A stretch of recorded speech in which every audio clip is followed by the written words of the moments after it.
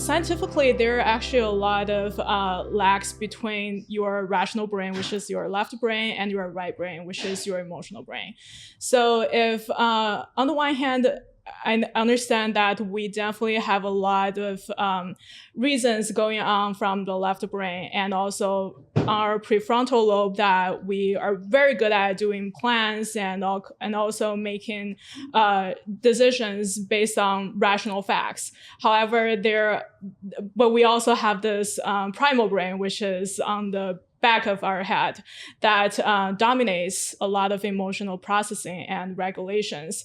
And at that time, there's no way that we can rationalize any feelings when we're stuck in that condition. I think that was a really great way to put it, and in a educational way, a psychoeducational way that clients can understand, how the different parts of their brain, how it's wired, and knowing why they work the way that they do, I think is a great way to kind of like break that barrier and to facilitate that understanding between the way our brain works, the way our emotions work, and just putting that all together. I think you explained that very nicely. Yeah, you did really well.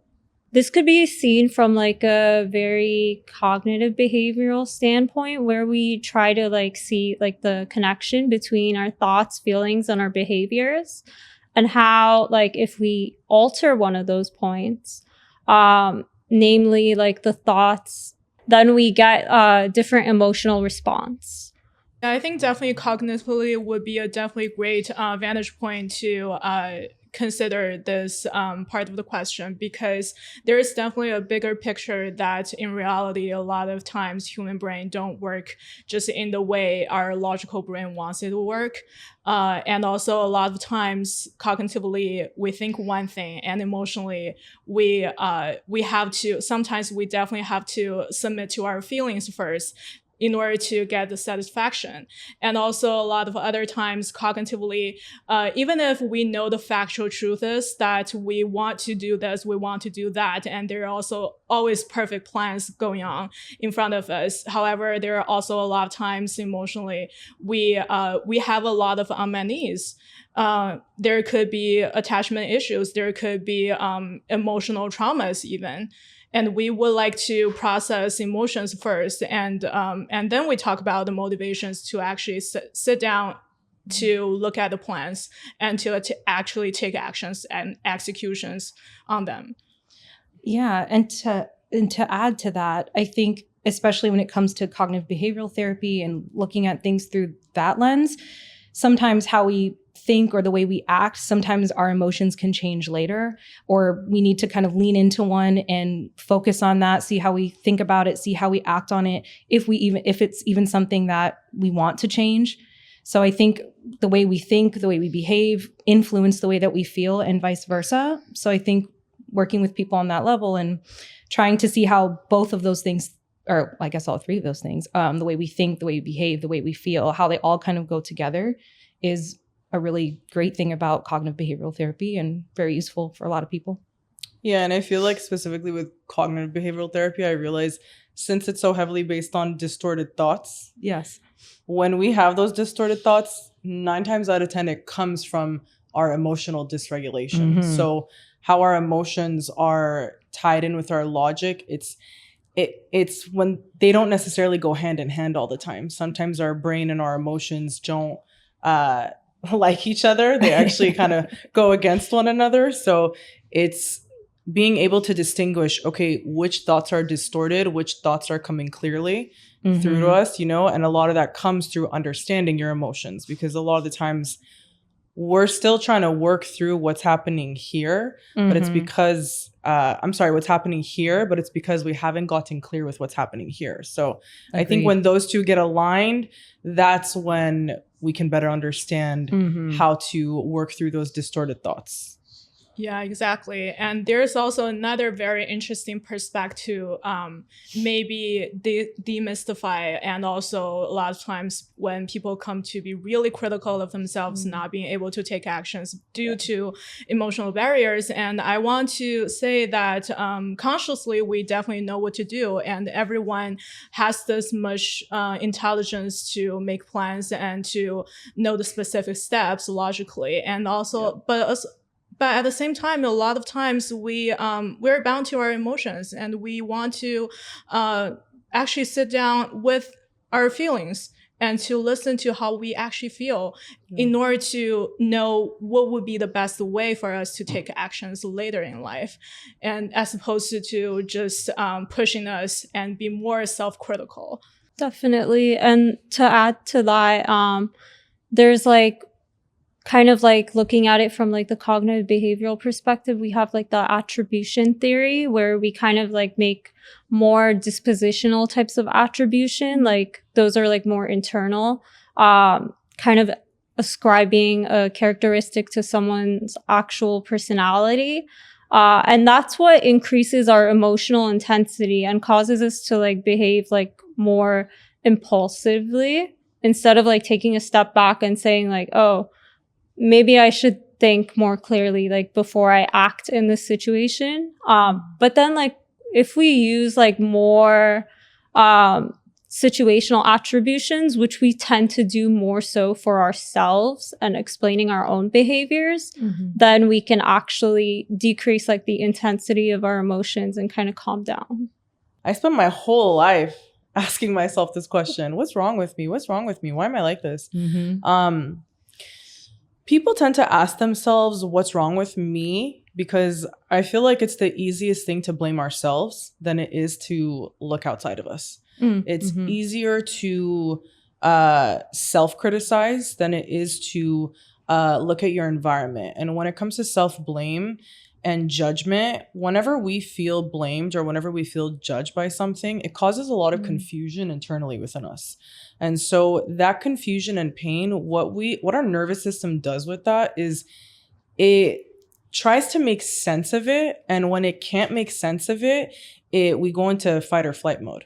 And when we go into fight or flight mode, the only way to get out of that is to logically talk to the brain and understand, okay, what's going on?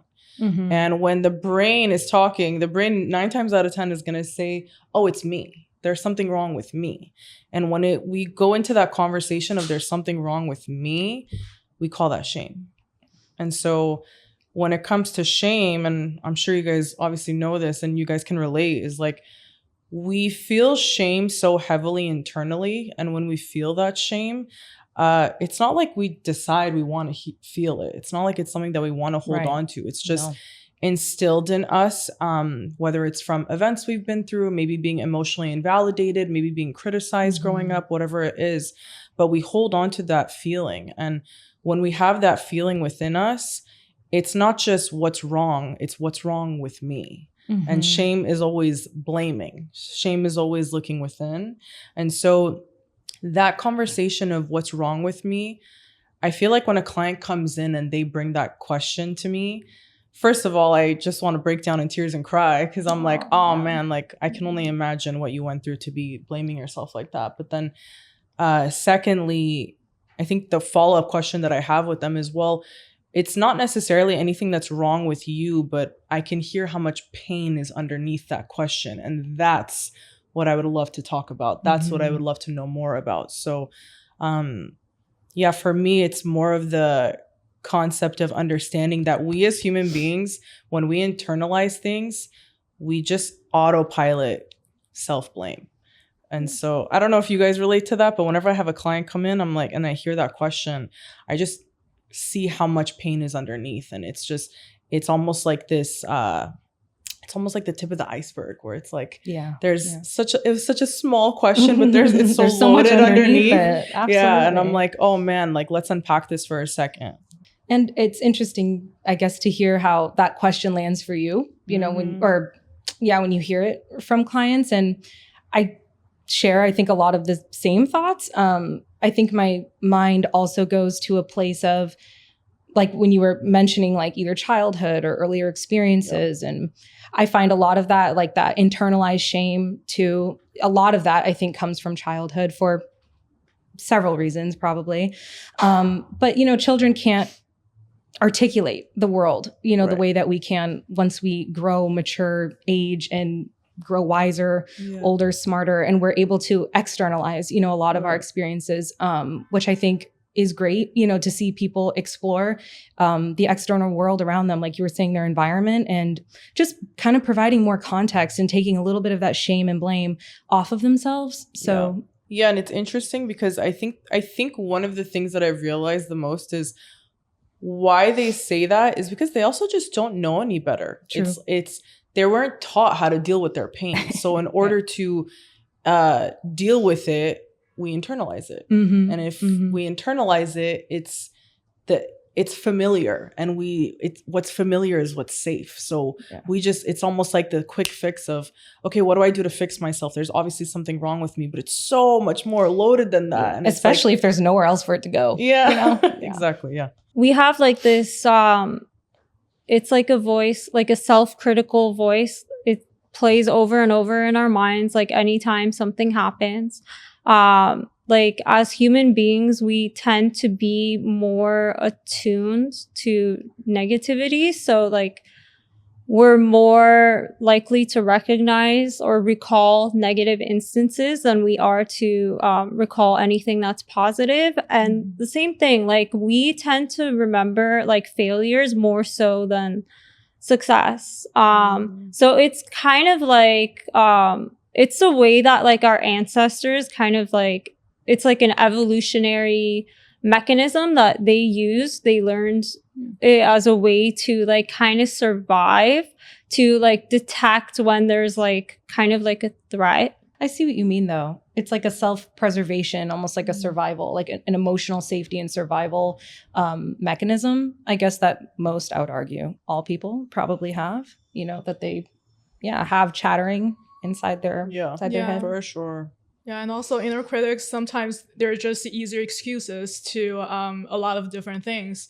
For example, like if we come from a background like home upbringing that is very critical, or from parents or from other people, from our caregivers, and from time to time we might develop this mindset that we deserve this kind of critics, even if as we grew up, like they're no longer giving us the same feedback as we used to get, but after we grow up, like we would internalize, we would take over the patterns from them, and we put back those critics back on us again. Yeah, those are definitely a lot of unresolved issues that we have with our families of origin, and also a lot of times later in our life, there are also a lot of times when sometimes life tends to repeat itself. There could be a lot of things that happen again. Maybe you might meet someone later in life who are similar to your parents or some other people who used to be very close to you, and you tend to project the same feelings on them. And when you meet them, when they say something, or when those people would remind you of your caregivers, you would be like, oh my gosh, are they triggered so quickly? Are they gonna say the same thing to me again? You flashback immediately. So you're like, are you my mom? Yeah. What just happened? People pleasing. I feel like that's also a kind of like a buzzword type of topic too, as of lately. I feel like a lot of people talk about attachment, people pleasing, things of that nature. And also very similar to what you were saying, Monica. I think people pleasing is something that, we develop I think also very early, in life, in childhood. Yep.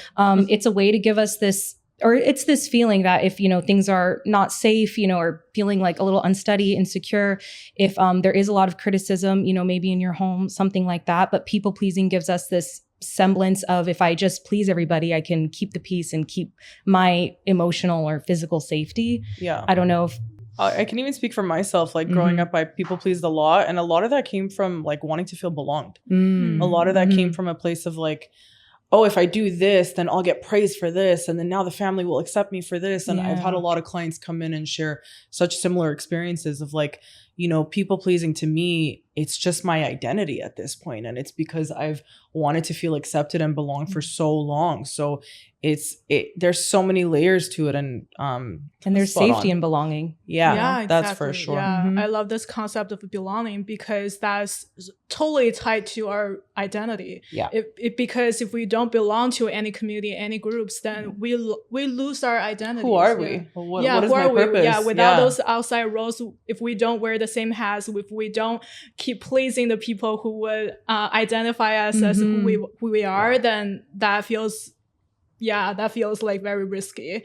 Yeah. Agreed. It's almost like you start peeling a layer and you're like, is this a safe layer to peel, or should I hold off on this? And that's where the uncertainty kicks in. So because that people pleasing is a role you've taken on for so long, it's almost uncertain you start feeling uncertain breaking out of that. And it's like, wait a minute, people want to latch onto this people pleasing so much because it gives them a sense of, like you said, safety and security. Yeah. And it's familiar. I guess Very it's familiar. been like a fail safe in a way. Yeah. Even if it doesn't always feel comfortable, but that's the way we're conditioned to do people pleasing all the time. Exactly. Definitely. And it helps to like avoid getting into conflicts with other people. Yep. So many people come in wanting to change their survival strategies because they think to themselves, oh, this is bad. This is something that got me down in a ditch. It's not doing good for me. So I need to get out of this. But it's interesting. I don't think people realize that these survival strategies worked so well for them at one point that it's actually saved them from a lot of things and it protected them for so long. So, but I understand the need to want to get out of it because at some point you're no longer in that danger. So since you're no longer feeling threatened, these survival strategies might actually eventually limit you more than they do help you anymore. So I know a lot of clients, I've had a lot of clients come in being like, I spent for example, it's like they were expressing themselves as kids. And whenever they were expressing themselves, let's say they had someone shut them down, whether it was mom, dad, brother, sister, society, whomever. And they realized, okay, at a young age, if I were to express myself, it's not permitted. So now I need to be quiet. They've learned to stay shut down. They've learned to stay within themselves. And now they might identify themselves as shy.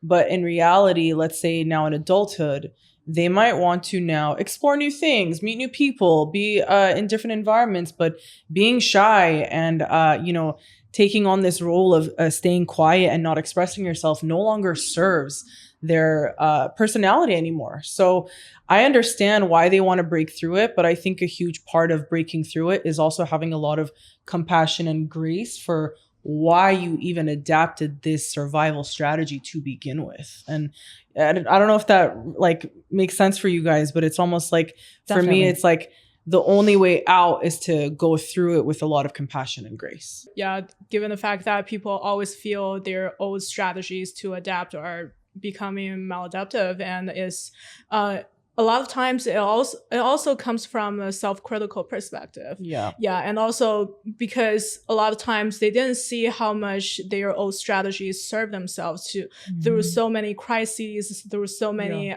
difficult situations, and we tend to use the knowledge we have today or wisdom we have today to blame ourselves in the past. And that's such a cruel way to treat ourselves, to be honest, because if we have more acceptance and more compassion towards ourselves, we would put ourselves today in our past ourselves his shoes, and whenever we were put in a similar situation and given the resources available to us at that point, then it's there's no wonder why we make the same decisions. Just let's say we are living ourselves as a 10-year-old.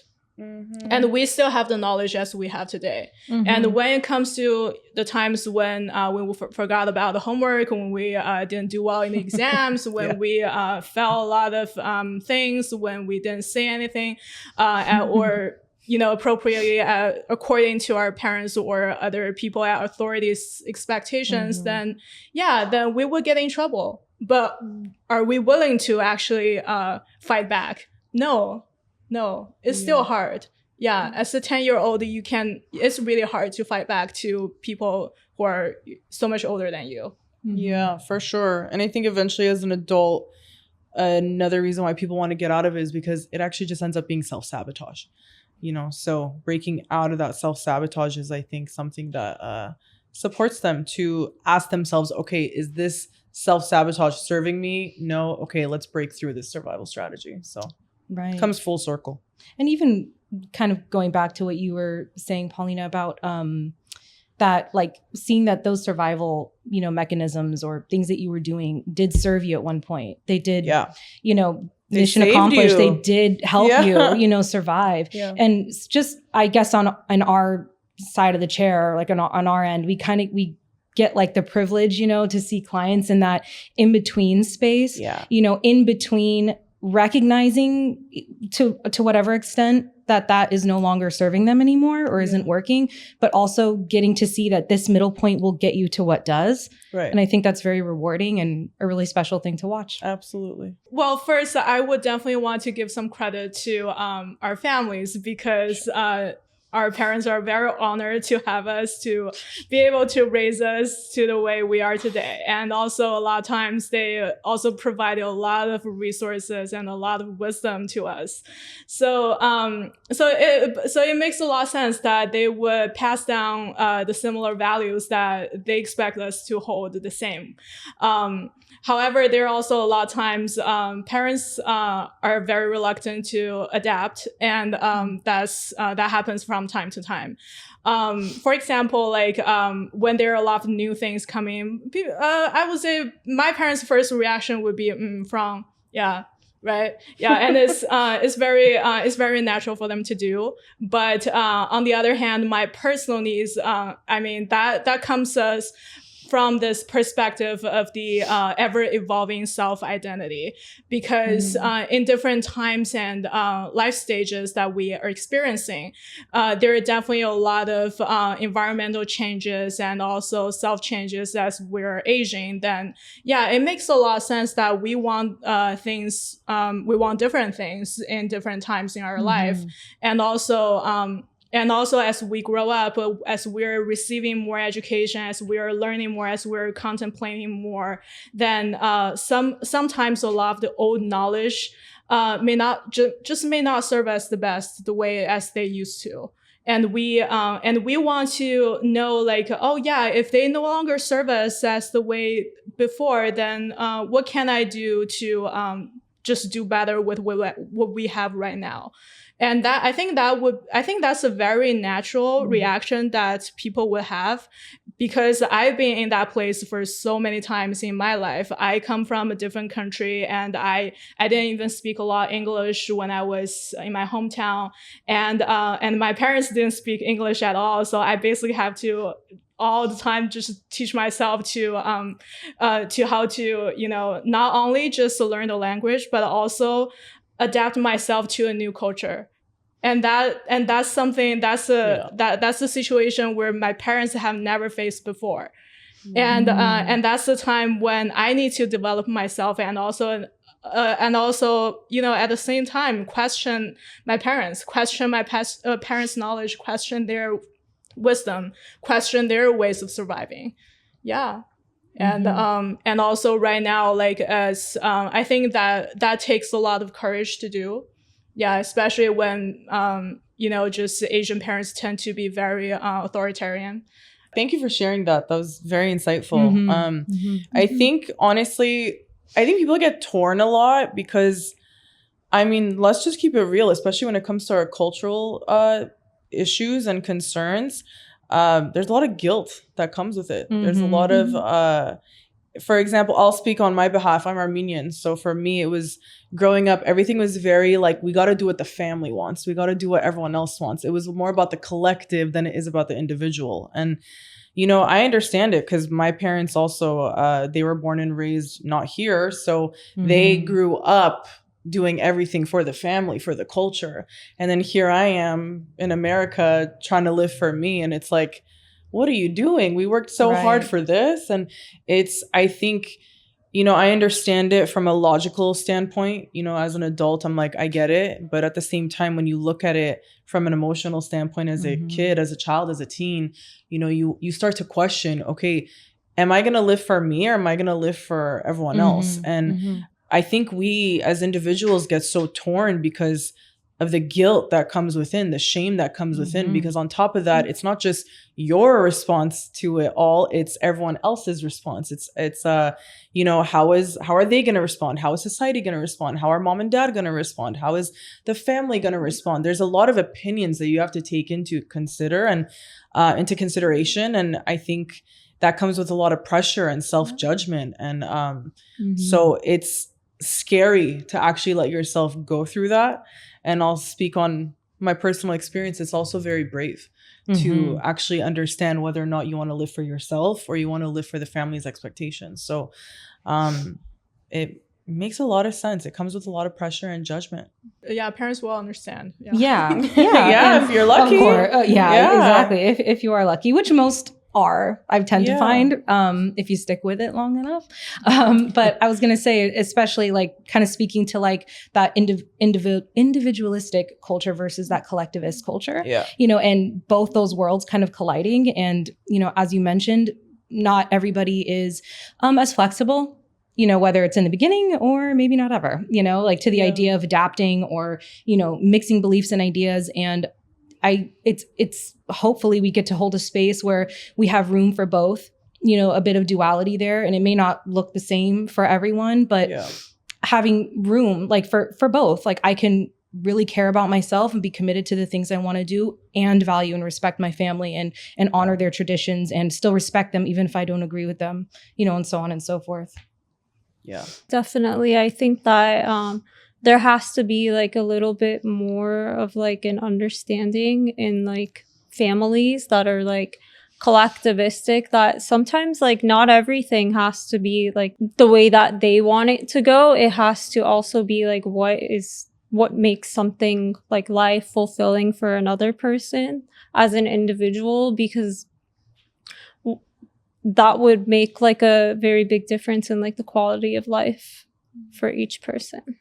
Yeah, and I think that's why people get so torn, because it's like, okay, you have two options. Either I'm going to be brave, take a risk, and live for me, and it comes with the consequences of dealing with the judgment and the opinions of others, or I'm going to play it safe and live for everyone else, but I'm not truly living for me. So it's a huge battle within. And it's, you know, I think the help of someone and the help of, you know, guiding someone like through that is very important.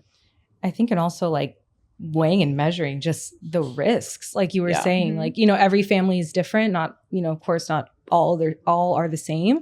But really weighing and measuring, like how, like if I really want to do this, at what cost? Like, is it to a cost of me? You know, am I betraying myself? Am I betraying my family? Maybe it's both. And that's a very hard, you know, decision and thing to face, both, I think, logistically and emotionally. Everything has to go back to communication. So if we want to like let our families know like the impact of our decision, like if we want to convince them, like we have to tell them using like specific statements to let them know, because nobody can read our minds. Most of the times our family members can't read our minds.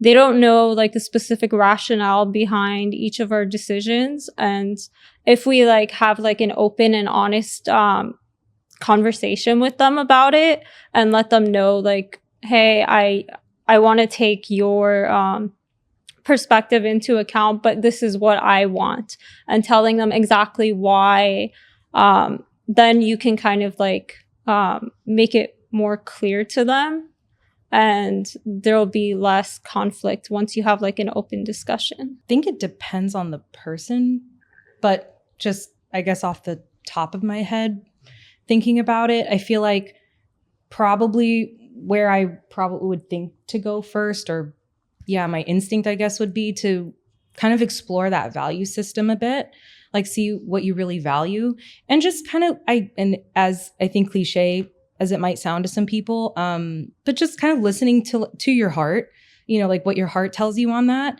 and just getting more familiar with how you genuinely feel, not thinking about other people's expectations, what other people want you to do, just solely coming from yourself, and just sitting with that honesty first, and then maybe factoring in, you know, the collective. Something that keeps running in my head after you asked that question is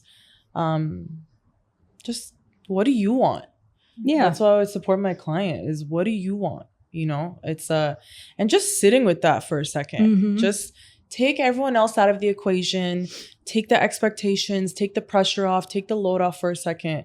What do you want? And I think that question is so powerful, but and it's so important, because I think we're just programmed to think about the collective as it is, especially if you're already having those fears and concerns and reservations. So honing in on what is it that you want is what I would tell my client. And also pausing for a second and really asking, what's at stake if you continue to live for everyone else?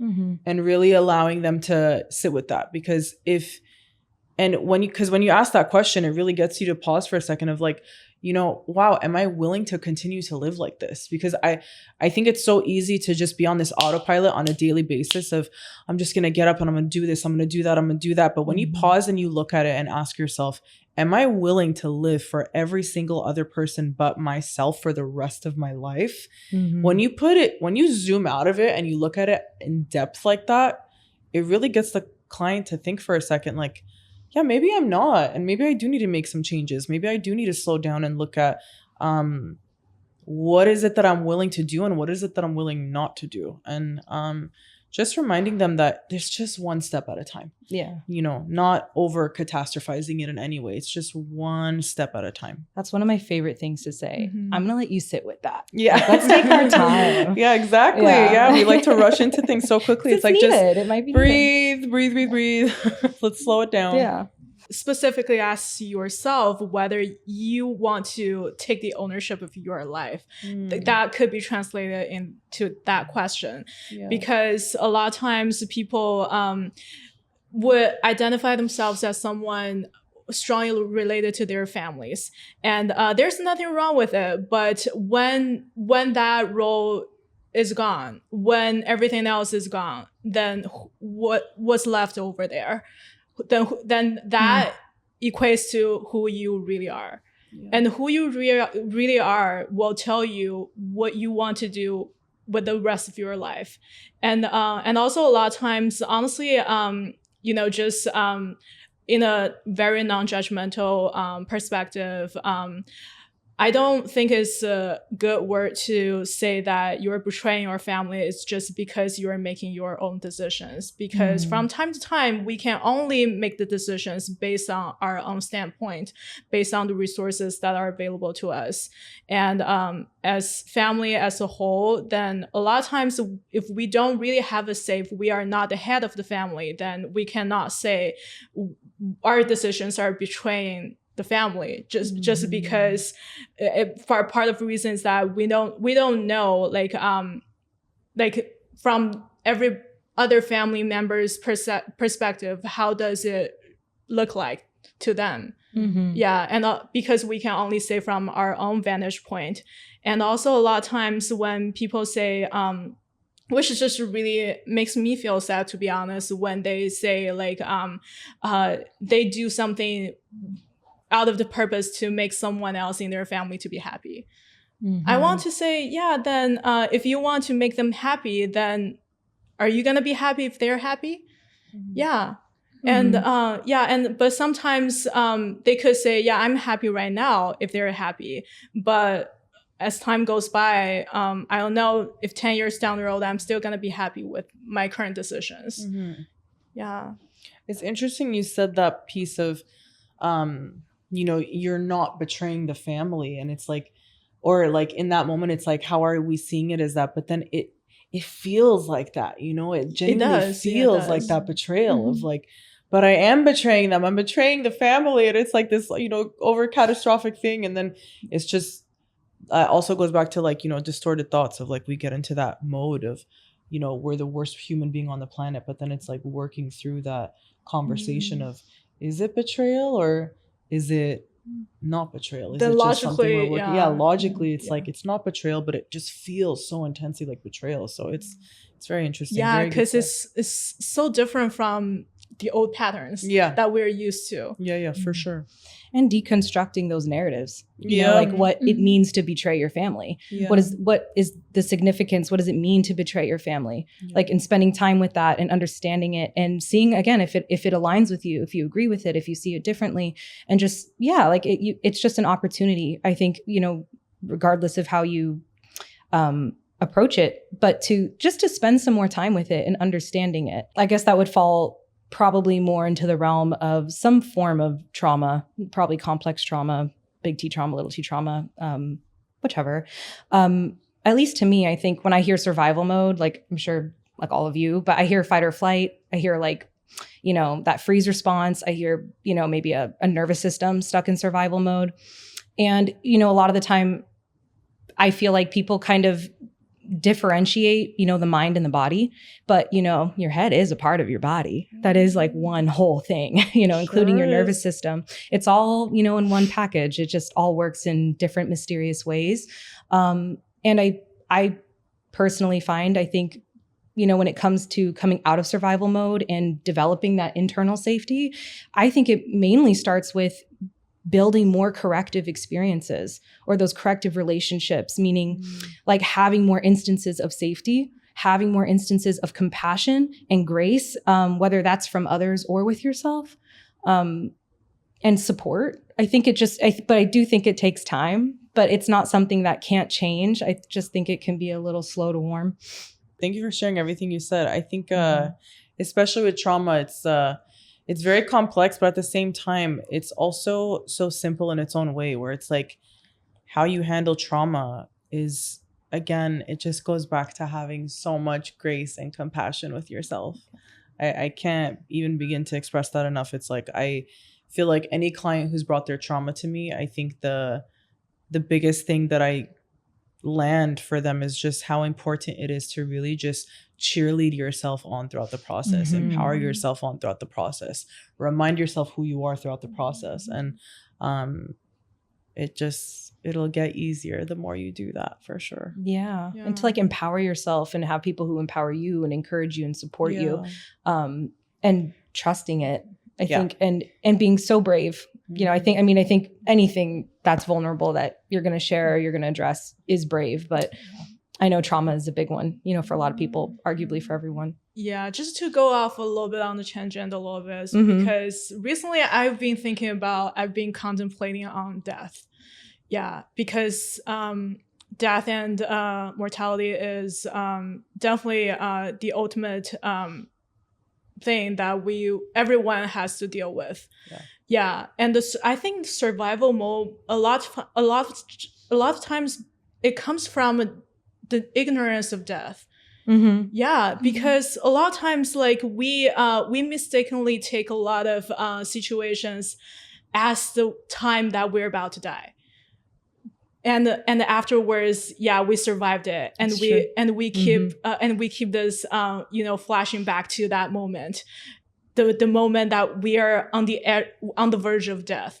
But I think it's a lot of times just the way our brains are conditioned to behave, and also a lot of times when when death actually comes, like I've seen different people as in the past, when I remember when I was in grad school and I met someone who has been fighting with a lot of physical conditions for a very long time. And actually the first time I met her, she actually had about 3 months of life.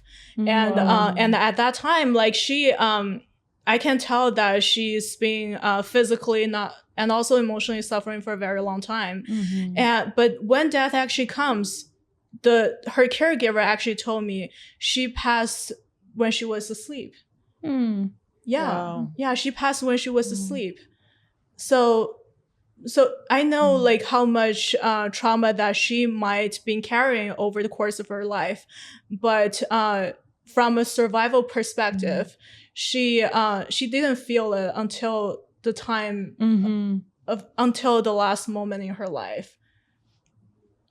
And that's such a, just a sudden shame moment for me to contemplate that, like if she could be so peaceful when she actually passed away, And whenever we are dealing with stress, whenever we're dealing with the quote unquote life-threatening situations, are we able to put ourselves in her shoes and we say, yeah, death is there. Yeah. Yeah, it's really there.